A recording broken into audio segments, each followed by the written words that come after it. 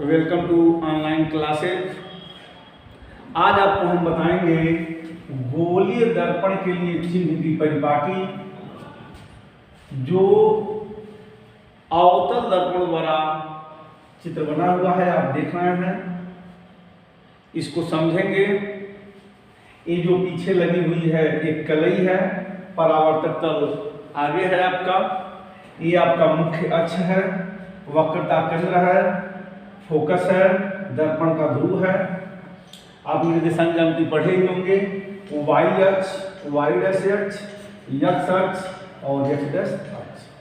इस अवतल दर्पण द्वारा चिन्ह की परिपाटी आपको हम समझाएंगे।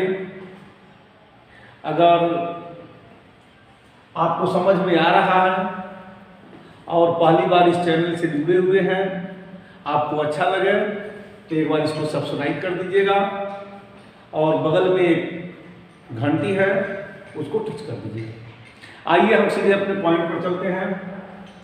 गोलीय दर्पण के लिए चिन्ह की परिपाटी अवतल दर्पण द्वारा हम इसको समझेंगे।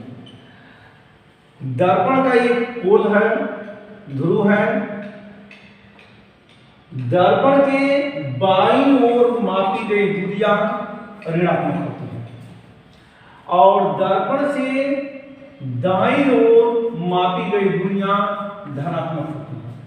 अर्थात दर्पण के ध्रुव से एक्स डैश अक्ष की दिशा में मापी गई दूरी ऋणात्मक और एक्स अक्ष की दिशा में मापी गई दूरी धनात्मक होती है। वाई अक्ष की दिशा में मापी गई दूरी धनात्मक और वाई डैश अक्ष की दिशा में मापी गई दूरी ऋणात्मक होती है।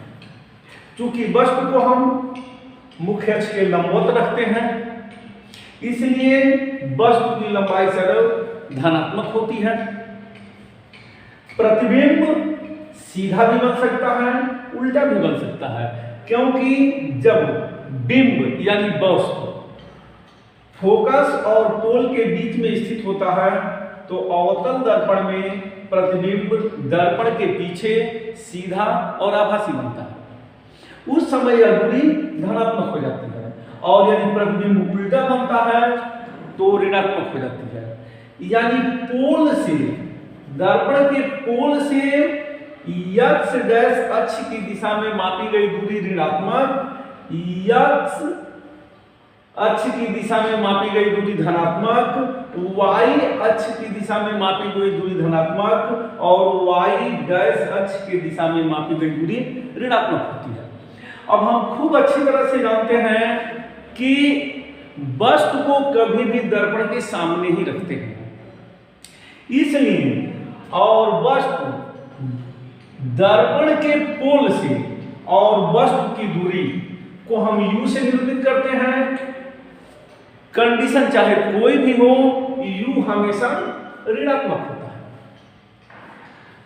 अभी आप देखे हैं अवतल दर्पण है, अवतल दर्पण के बाईं ओर परावर्तक तल की ओर नापी गई दूरी ऋणात्मक होती है, इसलिए इसका यह फोकस है, यह बाईं ओर है, इसलिए अवतल दर्पण में यह कभी भी ऋणात्मक होता है। यानी अवतल दर्पण की फोकस दूरी सदैव ऋणात्मक होती है।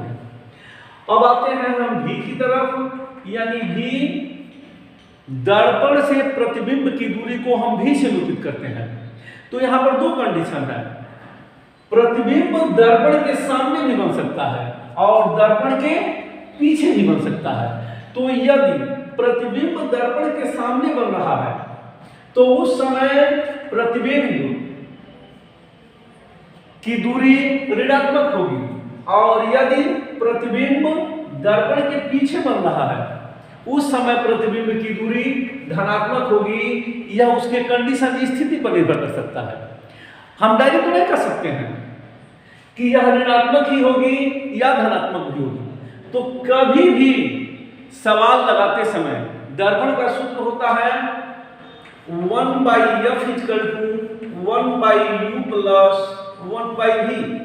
कभी कभी लड़का सवाल लगाते समय यह गलती कर देता है, उसको यह समझ में नहीं आ पाता है कि वह दर्पण का सूत्र लगा रहा है कि लेंस का।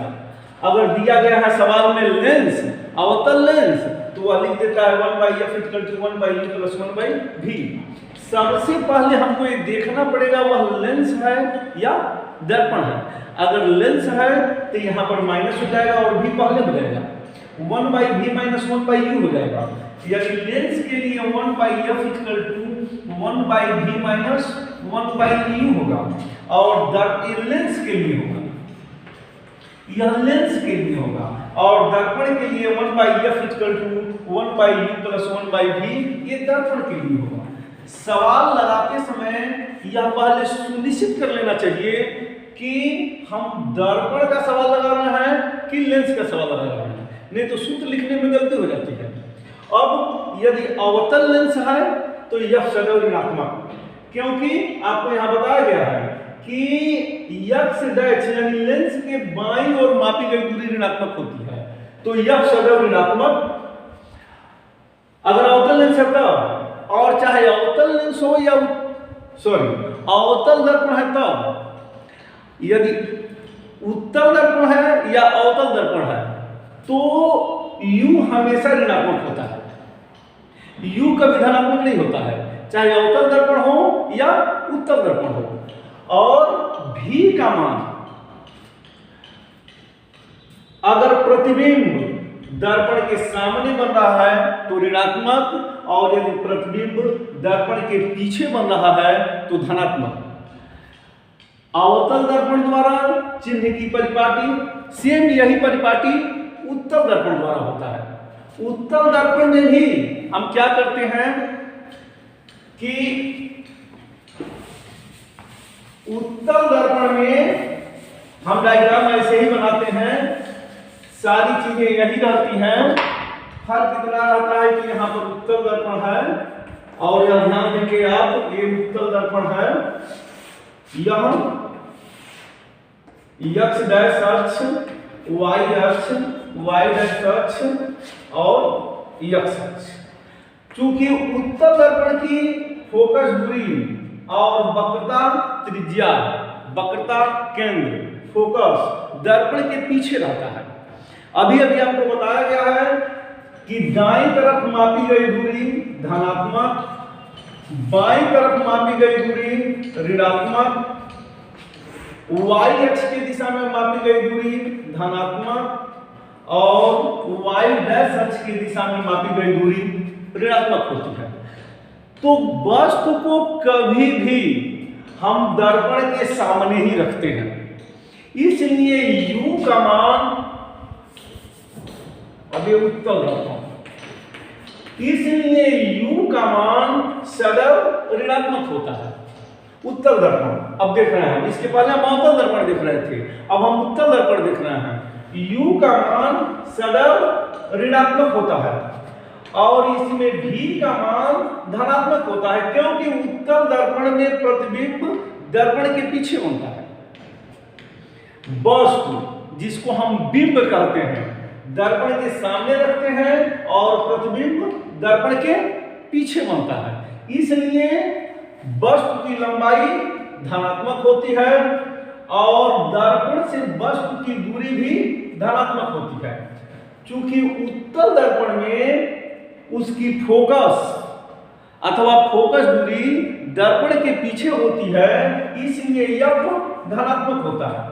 अर्थात हम इस निष्कर्ष पर पहुंचते हैं कि अवतल दर्पण की फोकस दूरी सदैव ऋणात्मक, उत्तल दर्पण की फोकस दूरी सदैव धनात्मक होती है। प्रतिबिंब की दूरी स्थिति के अनुसार है, और उत्तल दर्पण हो अथवा अवतल दर्पण हो, किसी भी कंडीशन में दर्पण से बिंब की दूरी सदैव ऋणात्मक होती है। अगर इन चिन्ह की परिपाटी को आप ध्यान में नहीं रखते हैं तो आपका सवाल निश्चित रूप से गलत हो जाएगा, क्योंकि जब प्लस माइनस की गलती करेंगे तो सवाल वहीं से गलत होना शुरू हो जाएगा।